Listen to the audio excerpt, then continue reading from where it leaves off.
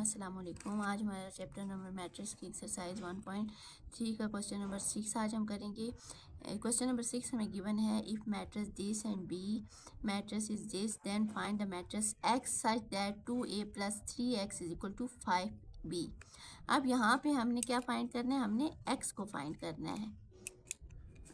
हमने यहाँ पे x को फाइंड करना है। अब सबसे पहले हम सोल्यूशन लिखेंगे, उसके बाद जो हमें गिवन मैट्रिक्स है वो लिखेंगे, उसके बाद जो हमने चीज़ फाइंड करनी है वो हमने लिखेंगे। क्वेश्चन को आप स्टेप बाय स्टेप करेंगे तो आपका क्वेश्चन बिल्कुल करेक्ट आंसर आएगा इसका। अब हमने क्या करना है, हमने ये चीज़ फाइंड करनी है। अब इस क्वेश्चन में हमने x को फाइंड करना है, इसलिए हमने इक्वेशन को चेंज करना होगा। अब यहाँ पे 2a + 3x = 5b है, तो यहाँ पे हमने x को फाइंड करना है, इसलिए हमने 3x को पहले लिखना है, उसके बाद 5b, ये 2a जो है वो दूसरी साइड पे जाके -2a बन जाएगा। हमारे पास अब इक्वेशन ये बन चुकी है। अब सबसे पहले हमने अब इसमें मैट्रिक्स की वैल्यूज़ को पुट करना है।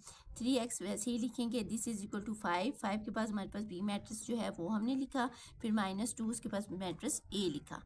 अब हमने क्या करना है कि 5 हमें पता है कि अंदर सारे एलिमेंट्स के साथ मल्टीप्लाई हो रहा है, हमने 1 बाय 1 करके सबको मल्टीप्लाई किया 5 के साथ, फिर माइनस हमने बाहरी रखा और 2 को अंदर सारे एलिमेंट के साथ मल्टीप्लाई कर दिया। अब उसके बाद जब हमने मल्टीप्लाई किया तो हमारे पास मैट्रिक्स ये वाला आ गया, और हमने जो माइनस बाहर छोड़ा था, अब वो माइनस जो है वो अंदर माइनस उसी तरह रहेगा, और हमने जो मल्टीप्लिकेशन किया है उसके सॉल्व करके हमने ये मैट्रिक्स ले लिया।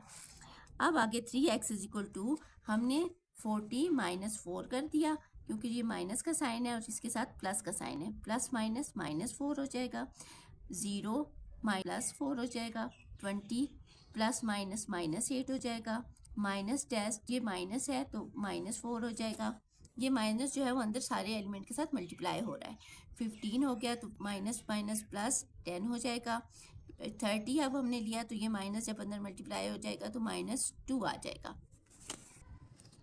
अब उसको हमने प्लस माइनस करके हमारे पास जो मैट्रिक्स आया वो हमारे पास ये है। अब हमने क्या करना है, हमने x को फाइंड करना है, इसलिए हमने 3 को बोथ साइड पे डिवाइड करना होगा। 3 डिवाइडेड बाय 3 x = 1/3। 3 को हमने जब बोथ साइड पे डिवाइड किया तो x = 1/3 आ गया। 1/3 को हम वैसे ही लिखेंगे और जो मैट्रिक्स हमने अभी सॉल्व किया है उसको नीचे लेके आएंगे। उसके बाद हमने इस तरह करना है कि x = 1/3 है वो हर एक एलिमेंट के साथ मल्टीप्लाई होगा। 36 × 1/3, इसी तरह 4 × 1/3, 1 बाय 1 सारे एलिमेंट के साथ हम 1/3 को मल्टीप्लाई करेंगे। और अब उसके बाद हमने देखना है जो कैंसिल हो रहे हैं उनको कैंसिल करना है। 3 1 अब इनको हमने कटिंग करने के बाद हमारे पास जो आंसर आया है वो हमारे पास x = मैट्रिक्स दिस, ये हमारा आंसर है। अब हमारे पास क्वेश्चन नंबर 7 है। क्वेश्चन नंबर 7 हमें गिवन है find x y z and w if 3 = this matrix, this = this plus this.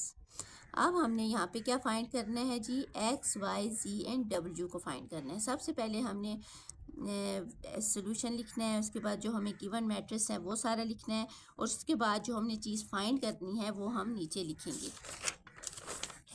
अब हमारे पास जो जैसे पीछे हमारे पास गिवन है 3 = matrix x y z w, ये मैट्रिक्स इज इक्वल टू है x 6 - 1 2 w के, और इसमें हम प्लस करते हैं मैट्रिक्स दिस।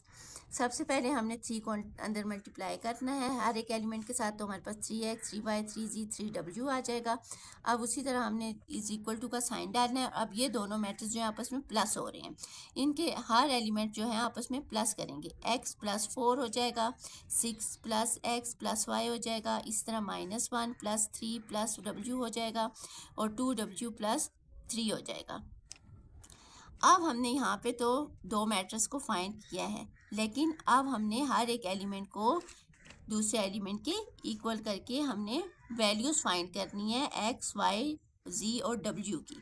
सबसे पहले हमने 3x को इज इक्वल टू लिया x + 4 के। अब हमने फर्स्ट एलिमेंट को सेकंड मैट्रिक्स के फर्स्ट एलिमेंट के इक्वल करना है। 3x = x + 4। 3x, अब x वाली वैल्यूज़ हम इस साइड पे ले जाएंगे तो ये हमारे पास प्लस है, इस साइड पे माइनस हो जाएगी, दिस इज इक्वल टू 4। अब 3x - x हो जाएगा 2x, this is equal to 4। अब हमने हमारे पास 2x इज इक्वल टू 4 आ गया। अब 2 को हमने बोथ साइड पे डिवाइड कर देना है क्योंकि हमने x को फाइंड करना है। 2 को हम जब हमने बोथ साइड पे डिवाइड किया तो 2 1 ज़ा 2, 2 2 ज़ा 4 आ गया। x is equal to 2। अब हमने यहाँ पे x की वैल्यू जो है वो फाइंड आउट कर ली। इसी तरह अब 3y को हम लेंगे, second element of the matrix is equal to second matrix of the second element. अब 3y is equal to x plus Y plus 6 के। अब हमने इसको इक्वल किया क्योंकि हमने वैल्यूज फाइंड करनी है y की। अब 3y is equal to x plus Y plus 6। हम y वाली वैल्यूज जो है वो इस साइड पे ले आएंगे। 3y यहाँ पे प्लस y है तो दूसरी साइड पे जाके माइनस y हो जाएगा और हमारे पास पीछे क्या बच जाएगा, x प्लस 6। अब 3y माइनस वाई किया तो हमारे पास 2y आएगा, दिस आ गया है, this is equal to x plus 6 के। अब हमने क्या करना है कि ये जो x है इसकी वैल्यू हमने ऊपर फाइंड आउट कर ली है, वो क्या है 2। अब हमने इस x की जगह वैल्यू 2 पुट करनी है। Now putting the value of x। अब हमने क्या करना है, 2y is equal to X plus 6। 2y is equal to ये 2 जो हमने फाइंड किया है x की जगह इसकी वैल्यू पुट कर देंगे तो हमारे पास 2 प्लस 6 हो जाएगा। 2y is equal to 8। अब हमने बोथ साइड पे 2 को डिवाइड कर दिया तो हमारे पास 2 1 ज़ा 2, 2 4 ज़ा 8। अब हमने y इज इक्वल टू 4 कर लिया और y की वैल्यू हमने फाइंड आउट कर दी है। अब हमने क्या करना है, 3z is equal to -1 plus 3 plus w को करना है। अब यहाँ पे अगर हम लें तो 3z is equal to -1 plus 3 हमारे पास 2 आ जाएगा और प्लस w। अब हम इसको मज़ीद फाइंड नहीं कर सकते इसलिए इसको यहीं पे हम अभी तक छोड़ देंगे और उसके बाद हम दूसरे एलिमेंट को सॉल्व करेंगे। 3w is equal to 3 plus 2w के। अब हमने जब इसको सॉल्व किया तो हमारे पास क्या आ गया, 3w is equal to 3 plus 2w। अब w वाली जो वैल्यूज़ हैं वो इस साइड पे आ जाएगी तो हमारे पास 3w minus 2w is equal to 3 आ गया। अब 3 में से -2 किया तो हमारे पास w बच गया जो हमारे पास इक्वल है 3 के। अब यहाँ पे हमने w की वैल्यू फाइंड आउट कर लिया जबकि यहाँ पे हमारे पास ये वैल्यू नहीं थी। अब हमने इस w वाली वैल्यूज़ को इस इक्वेशन में पुट कर देना है। 3z is equal to 2 plus ये जो w is equal to 3, w की वैल्यू हमने 3 यहाँ पे पुट कर दी तो हमारे पास 3z इज इक्वल टू 5/3 आ गया। 3 को हमने बोथ साइड पे डिवाइड किया तो ये इस साइड पे कैंसिल हो गया लेकिन यहाँ पे कैंसिल नहीं हो सकता। इट्स मीन कि z is equal to 5/3। So हमने सारी x, y और w की वैल्यूज फाइंड आउट कर ली है। अब हम लिखेंगे x is equal to 2, y is equal to 4, w is equal to 3 and z is equal to 5/3। Thank you. आज की वीडियो के लिए इतना ही काफ़ी है। कल इंशाल्लाह हम क्वेश्चन नंबर 8 और 9 करेंगे।